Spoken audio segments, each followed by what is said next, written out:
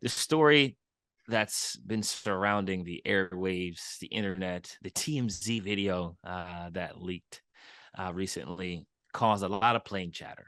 There was a lot of plane chatter around the Draymond Green situation, Jordan Poole situation, the Warriors situation, how they handled it. A lot of storytelling on guys discussing what they would have done if they were in that situation, what that looks like for their team. And I think the moral of the story is that we all can agree that what Dre did was wrong. And I know Dre personally, like that's a friend of mine, and what he did was wrong, but we don't know what happened leading up to that. And I think the other thing to think about is how did this leak?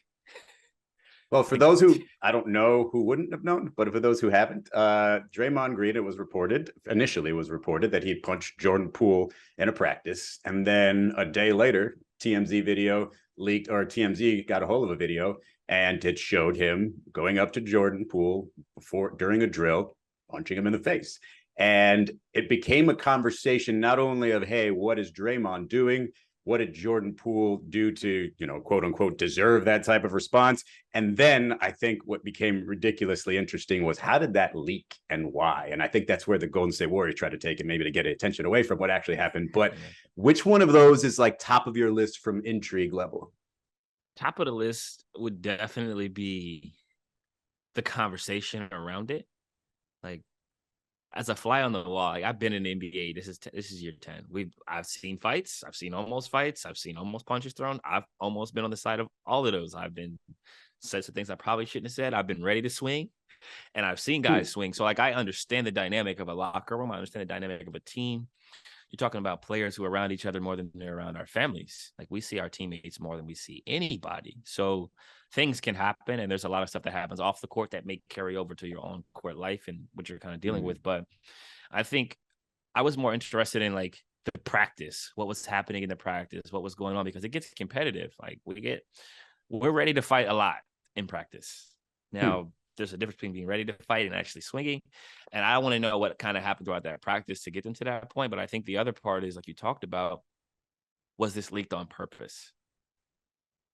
Like as a player, these types of things generally don't get leaked. We've seen the situation with what's his name with the Milwaukee Bucks now, where he punched somebody in the face.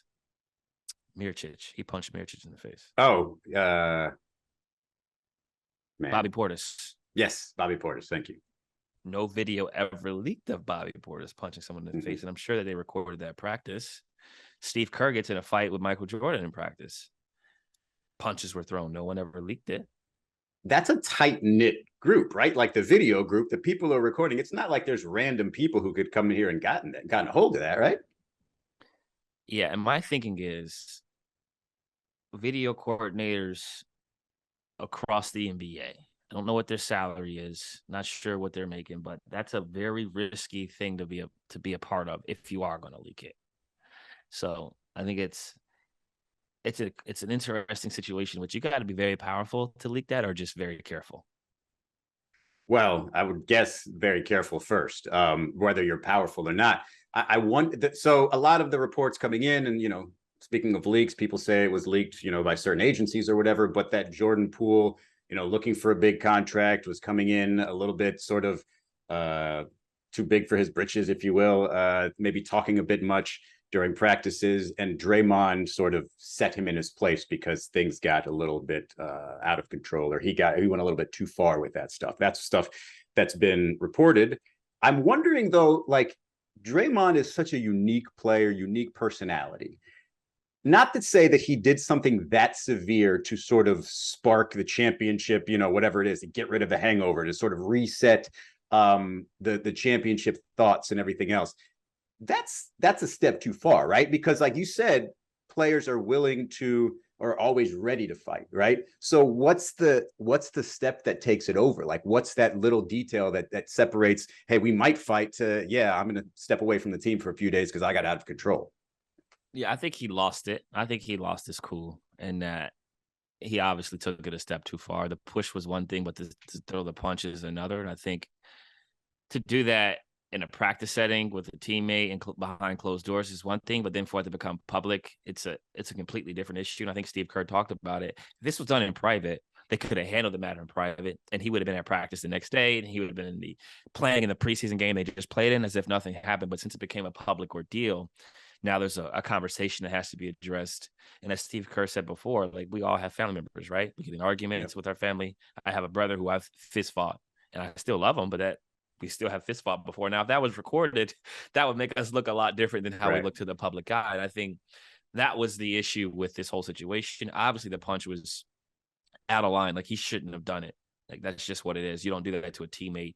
You don't do that to someone you got to go to war with, especially, a younger player, right? Like, it's not like he did it to a 30-year-old veteran who plays the floor. He did it to a young guard who's 23 years old. So I think that the mental side of it is also an issue here, because if that's just two 33-year-olds or 32-year-olds and they're both 6'8", 250, then it's just like, whatever, two big guys fighting in practice. But since it was a guard, a scoring guard who happens to be in a contract year, who happens to be negotiating a contract, I think those storylines kind of made it, a different type of situation. But I say all this to say that it was wrong. He shouldn't have done it.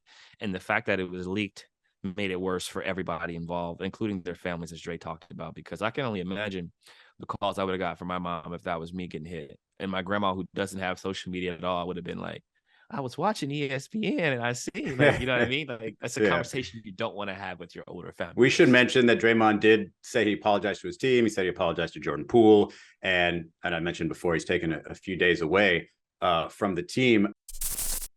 Thanks for watching ESPN on YouTube. For live streaming, sports, and premium content, subscribe to ESPN+.